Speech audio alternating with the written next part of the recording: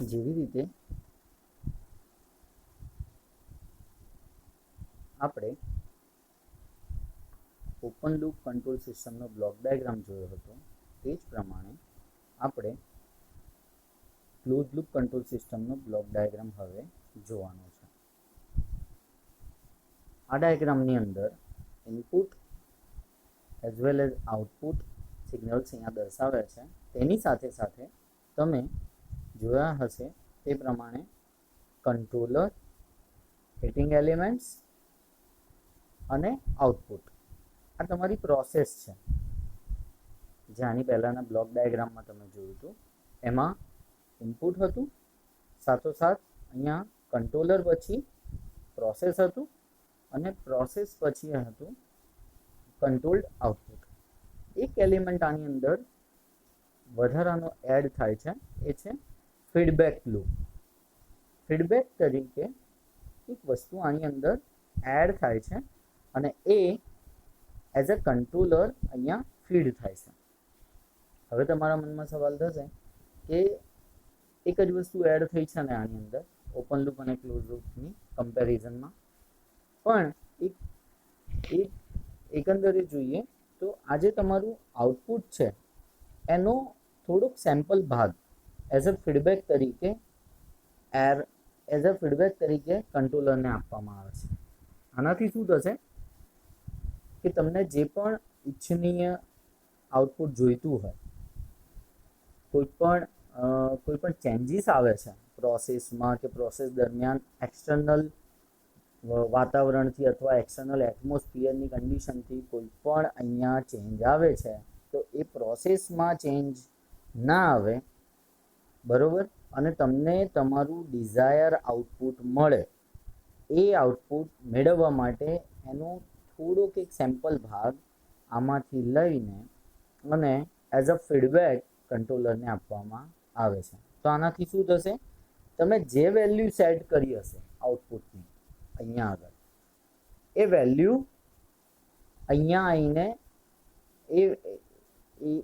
એ વેલ્યુમાં જો વધારો કે ઘટાડો નોંધાય, માની લો કે વધારો નોંધાય છે તો થોડોક ભાગ as a feedback sensor through કંટ્રોલરને આપવામાં આવે છે.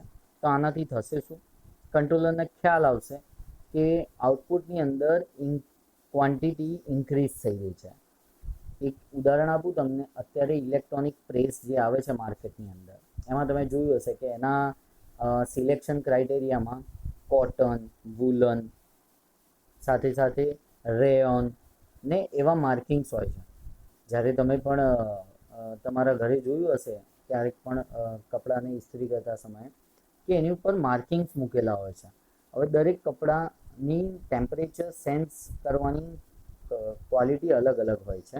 જેમ કે કોટન હોય તો એને થોડું વધારે ટેમ્પરેચર જોઈએ, પણ રેયોન હોય તો રેયોનને વધારે ટેમ્પરેચર ના અપાય, નહીં તો કાપડ બળી જવાય. એટલે તમે જે સેટ કરો છો ઉપરથી, એ શું સેટ કરો છો, અહીંયા કંટ્રોલ્ડ આઉટપુટ સેટ કરો છો. હવે શું થશે, પાવર સપ્લાય ઓન થયા પછી પ્રેસની અંદર ટેમ્પરેચર વધશે, એટલે કે હીટ ધીમે ધીમે કરંટ વધવાને લીધે હીટ વધશે.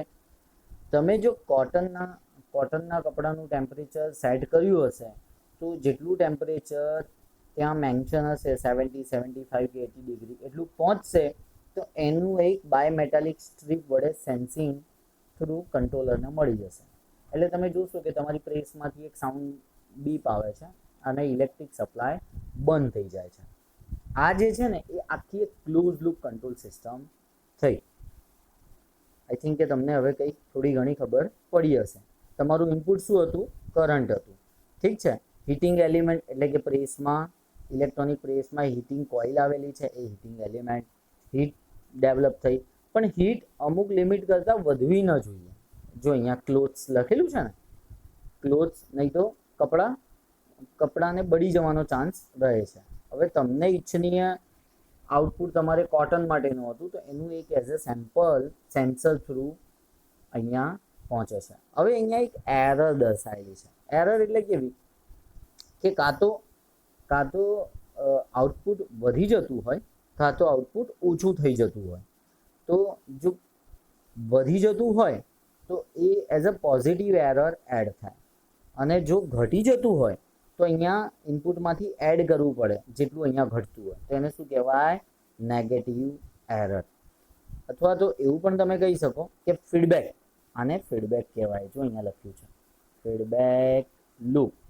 ફીડબેકના ટોટલ બે ટાઈપ છે, પોઝિટિવ ફીડબેક ઓર નેગેટિવ ફીડબેક. ખ્યાલ આવ્યો? ફીડબેક એટલે કે અહીંયાથી સેમ્પલ્ડ આઉટપુટ તમારે કંટ્રોલરને પહોંચતું કરવું પડે. આ છે આપણું ક્લોઝ લૂપ કંટ્રોલ સિસ્ટમનો બ્લોક ડાયાગ્રામ. એક વખત શોર્ટમાં ફટાફટ જોઈ લઈએ. જે પણ તમારી ડિઝાયર પ્રોસેસ છે અથવા ડ્રાયનેસ છે, જો અહીંયા લખ્યું છે ડિઝાયર ડ્રાયનેસ એટલે સૂકવવું છે આપણે, અને ઇનપુટમાં કરંટ તમે ઇનપુટમાં આપ્યું એટલે કંટ્રોલર ઇલેક્ટ્રિકલ એનર્જી મેળવે છે, ત્યાંથી આગળ વધે છે. પણ આ એનર્જી કોને અપાય છે? હીટિંગ એલિમેન્ટને અપાય છે. હીટિંગ એલિમેન્ટ હીટ ડેવલપ કરે, એ હીટથી કપડાં ડ્રાય થાય છે. એટલે ઇન શોર્ટ સમજો, આ જે ડાયાગ્રામ છે એ સાથોસાથ કપડાં સૂકવવા માટેનું એક મશીનનો બ્લોક ડાયાગ્રામ છે. હીટથી આ ક્લોથ્સ સુકાયા, અને એકચ્યુઅલ ડ્રાયનેસ એટલે તમે કેટલી સેટ કરી હતી? તો સપોઝ કે મેં 100 ડિગ્રી સેટ કરી હતી. ખ્યાલ આવ્યો? હવે 100 ડિગ્રી સેટ કરી હતી એટલે મારે આઉટપુટ પણ 100 જ આવવું જોઈએ. 99 ડિગ્રી પણ ના ચાલે અને 101 ડિગ્રી પણ ના ચાલે. ઠીક છે? એના માટે મેં એક અહીંયાથી ફીડબેક લીધો. ફીડબેક લઈને મેં સેન્સર એલિમેન્ટ થ્રુ મેં કંટ્રોલરને પાછું આપ્યું. ખ્યાલ આવી ગયો? તમને આગળ એક એક્ઝામ્પલ આપું, રિયલ લાઈફ એક્ઝામ્પલ. એનાથી તમે બહુ જ સારી રીતે ક્લોઝ લૂપ કંટ્રોલ સિસ્ટમનો બ્લોક ડાયાગ્રામ જોઈ શકશો. એક્ઝામની અંદર જીટીયુમાં આનો બ્લોક ડાયાગ્રામ પૂછાય ક્લોઝ લૂપ કંટ્રોલ સિસ્ટમનો, તો તમે આ ડ્રો કરો અને આના અમુક એલિમેન્ટ્સ ઇનપુટ, પ્રોસેસ, આઉટપુટ અને ફીડબેક આના વિશે થોડું એક્સપ્લેન કરો અને આ ડાયાગ્રામ દોરો. That is fine. હવે આગળ જોઈએ. એક ડિફરન્સ પૂછાય છે ઓપન લૂપ અને ક્લોઝ લૂપ કંટ્રોલ સિસ્ટમમાં. આઈ થિંક સો જો 3 માર્ક્સમાં પૂછાય તો તમારે કમ્પલસરી 6 મુદ્દા લખવા પડે. તો મેં અહીંયા થોડા રાખ્યા છે પેપર સ્ટાઇલ પ્રમાણે, 3 અથવા 4 માર્ક્સમાં પૂછાય છે. જોઈએ ઓપન લૂપ સિસ્ટમ અને ક્લોઝ લૂપ સિસ્ટમમાં શું ડિફરન્સ શું છે? તો એક, આની અંદર ફીડબેક એલિમેન્ટ એબસન્ટ હોય છે, જ્યારે આની અંદર ફીડબેક એલિમેન્ટ પ્રેઝન્ટ હોય છે. આની અંદર એરર ડિટેક્ટર હોતી નથી. હેલા, એરર ડિટેક્ટર કરવા વાળું કઈ જ વસ્તુ કે એલિમેન્ટ હોતું નથી, જ્યારે આની અંદર એરર ડિટેક્ટર હંમેશા પ્રેઝન્ટ હોય છે. પછી આ સ્ટેબલ સિસ્ટમ હોય છે. It is stable one.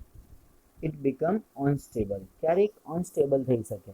જો હીટિંગ એલિમેન્ટમાં કંઈ પ્રોબ્લેમ આવ્યું કે કંઈક થયું તો અનસ્ટેબલ થઈ જવાના ચાન્સીસ હોય છે. જ્યારે આની અંદર કેવું હોય છે કે સિમ્પલ, તમે જો ઇનપુટ આપો તો આઉટપુટ મળે, ઇનપુટ લઈ લો તો તમને આઉટપુટ મળે નહીં.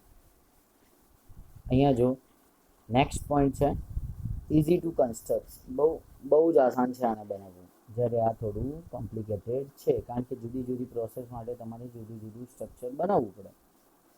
આ ખર્ચાળ નથી, જ્યારે આ ખર્ચાળ છે, કારણ કે ફીડબેક એલિમેન્ટ આવે એટલે તમને મોંઘું પડે.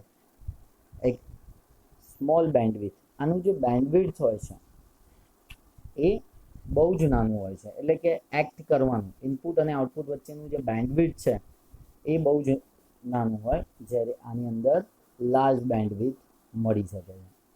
આ ઇનએક્યુરેટ હોય છે, જ્યારે આ એકદમ કમ્પ્લીટલી એક્યુરેટ હોય છે. લેસ મેન્ટેનન્સ વાળું, વધારે મેન્ટેનન્સ વાળું. કેમ? કારણ કે એક એલિમેન્ટ વધે એટલે મેન્ટેનન્સ આવવાના ચાન્સીસ વધી જાય. અનરિલાયબલ એટલે કે વિશ્વસનીય નથી, અને આ વિશ્વસનીય છે. એક્ઝામ્પલ તરીકે તમને કહું તો આની અંદર હેન્ડ ડ્રાયર, ટી મેકર એ બધા એક્ઝામ્પલ્સ છે. જ્યારે આની અંદર સર્વો વોલ્ટેજ સ્ટેબિલાઇઝર, જે લોકો ગામડે રહેતા હશે એ લોકોને ખ્યાલ છે કે ભાઈ વોલ્ટેજ અપડાઉન થતા હોય તો એને મેનેજ કરવા માટે સર્વો સ્ટેબિલાઇઝર્સ યુઝ કરવામાં આવે છે. ઠીક છે? તો આ કમસે કમ 8 પોઈન્ટ છે, 8 થી 9 પોઈન્ટ છે જે તમારે યાદ રાખવાના છે કે જીટીયુની અંદર પૂછાય 3 અથવા 4 માર્ક્સમાં. 4 માર્ક્સમાં પૂછાય તો મિનિમમ 8 અને 3 માર્ક્સમાં પૂછાય તો 6 પોઈન્ટ્સ લખવા પડે અને કમ્પલસરી આ પૂછાય છે એવો પોઈન્ટ છે. એના પછી જોઈએ આ રિયલ લાઈફ એક્ઝામ્પલ્સ છે. હવે મેં જે તમને વાત કરી ક્લોઝ લૂપ કંટ્રોલ સિસ્ટમની, એક મેં છે ને રિયલ લાઈફ એક્ઝામ્પલ આપણા ઘર માંથી લઈ લીધું છે અને એક ઇન્ડસ્ટ્રી બેઝ લઈ લીધું છે. હવે તમને આના ઉપરથી ક્લોઝ લૂપ સિસ્ટમ સમજાવું. તમે ક્યારેક અહીંયા 2 નોબ જોયા હશે, ઠીક છે, અને આ ઇન્ડિકેટર્સ છે પાવર ઓનનું, પછી એક સેટ ટેમ્પરેચરનું ગ્રીન, અને ટેમ્પરેચર આવી જાય એના પછીનું જે પણ એનું ઇન્ડિકેશન હોય છે અહીંયા તમને જોવા મળે છે. તમે કોઈ બી વસ્તુ મૂકો માઇક્રોવેવ ઓવનની અંદર, એટલે તમે જોયું હશે કે તમારી જલ્દીથી એને લેવું હોય તો તમે ટેમ્પરેચર સેટ કરો 100, 120, 130. એટલે શું થાય, અંદર હીટિંગ લેવલ અહીંયા અંદરની તરફ હીટિંગ કોઇલ્સ આવેલી હોય આજુબાજુમાં, એ હીટિંગ કોઇલ્સ હીટ ડેવલપ કરે અને એ હીટ ડેવલપના કારણે આપણો જે બી અહીંયા મૂકેલો ખોરાક છે એ ખોરાક શું થશે, એની હીટ મેળવશે અને એ પોતે પણ હોટ થઈ જશે. ઠીક છે. ઇચ્છિત ટેમ્પરેચર ક્લોઝ લૂપ કંટ્રોલ સિસ્ટમનું આ ઉદાહરણ સમજવા માટે તમારે એટલું જ સમજવાનું કે મેં જો અહીંયા 120 ડિગ્રી ટેમ્પરેચર સેટ કર્યું હોય આ નોબની મદદથી, અને 120 ડિગ્રી ટેમ્પરેચર ધીમે ધીમે અહીંયા આવી જાય અને 120 ડિગ્રી ટેમ્પરેચરે અહીંયા અમુક ટાઈમ પીરિયડ સુધી રહે, એના પછી ઓટોમેટિક આ તમને અહીંયા ઇન્ડિકેશન્સ આપશે. આ જે ઇન્ડિકેશન આપે છે એ તમારું ક્લોઝ પાથ થયું ક્લોઝ લૂપ કંટ્રોલ સિસ્ટમનું. ઠીક છે. આ આપણા ઘરમાં વપરાતી વસ્તુ હતી. સાથે નીચે જોઈએ તો આ એક ઇન્ડસ્ટ્રીમાં વપરાતી વસ્તુ છે. ઠીક છે. આ જો 3 ફેઝ માટે RYB એની MCB મેઇન પાવર સપ્લાયની. તમે એના પછીથી બીજા એલિમેન્ટ જુઓ કે મેં અહીંયા 6 ઉપર 6 અને નીચે 6 એવા 6 ઝોનમાં છે ને પ્રોસેસ વહેંચેલી છે. દેખાય તમને? Hot runner temperature controller 6 zone ઉપર છે અને 6 ઝોન નીચે છે. એટલે શું થાય, અને દરેક ઝોનની પોતાની એક સ્વિચ છે. ઠીક છે. એટલે જો હું આને ઓન કરીશ તો આ ઝોન પહેલું ઝોન ચાલુ થશે, બીજું કરીશ તો બીજું ઝોન ચાલુ થશે, અને એના હીટર એની એટલે આનાથી થશે શું કે પહેલા ઝોન માટેનું જે પહેલું હીટર હશે એ હીટરમાં મેં ટેમ્પરેચર સેટ કર્યું. એક આખી પ્રોસેસ છે આ 12 ઝોનની, કે પહેલા ઝોનમાં ટેમ્પરેચર 40 ડિગ્રી હોય, બીજા ઝોનમાં 50 હોય, ત્રીજામાં 60 હોય, 70, 80, 90, 100, 110, 120, 130, 140 ને 150. એટલે અહીંયાથી શરૂ થાય 50થી તો 150 સુધી જવું છે. આ કોઈ પ્રોસેસ છે પ્લાસ્ટિક મેન્યુફેક્ચરિંગની. ઠીક છે. પ્લાસ્ટિકની કોઈ વસ્તુ બનાવનારી પ્રોસેસ છે. આ ઇન્ડસ્ટ્રીયલ ઓપરેશન છે.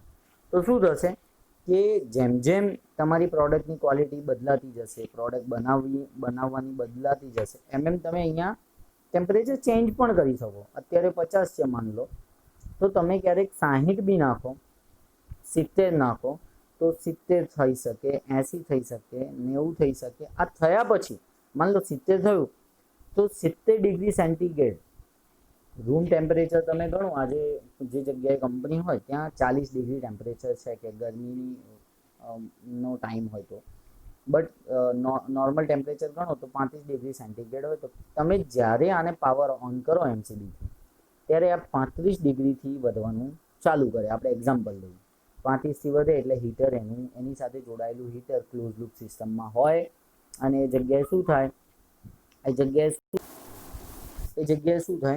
કે 35થી વધવાનું શરૂ થાય ને તો 36, 37, 38, 39, 40 એમ ધીમે ધીમે અમુક ટાઈમ પર 50 ડિગ્રીએ પહોંચે, અને 50 ડિગ્રીએ પહોંચે એટલે આનો પાવર સપ્લાય પછી કટ થઈ જાય. આ થઈ તમારી ક્લોઝ લૂપ કંટ્રોલ સિસ્ટમ. આશા રાખું છું કે તમને આ બે ડોમેસ્ટિક અને સાથે સાથે ઇન્ડસ્ટ્રીયલ એક્ઝામ્પલ્સમાં ખબર પડી હશે અને તમે ક્લોઝ લૂપ કંટ્રોલ સિસ્ટમ સમજી શક્યા હશો. આ સેશનની અંદર ઇમ્પોર્ટન્ટ એ જ છે કે આ બ્લોક ડાયાગ્રામ એક વખત દોરી લેવો અત્યારે, સાથોસાથ આ જે ડિફરન્સ અહીંયા દર્શાવેલો છે એ ડિફરન્સ પર એક વખત લખીને સમજી લેવો, જેથી તમને આઈડિયા આવે કે ઓપન લૂપ અને ક્લોઝ લૂપ સિસ્ટમની અંદર શું ફેરફાર જોવા મળે છે. આ સાથે આ સેશન આપણે અહીંયા પૂરું કરીએ છીએ. હોપ કે તમને આ સેશનની અંદર ખ્યાલ આવ્યો હશે. જય સ્વામિનારાયણ.